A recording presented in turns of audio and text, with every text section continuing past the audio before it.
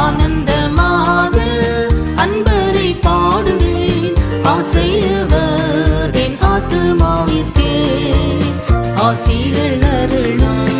ஆனந்தமாய் ஆசிகள் அருளும். ஆனந்தமாய் ஆண்டவர் இயேசு போலாரும் இல்லையே.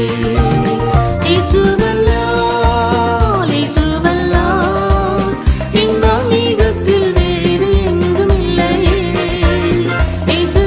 இயேசுவல்லால் இயேசுவல்லால் இன்பம் வேறு எங்கும் இல்லையே.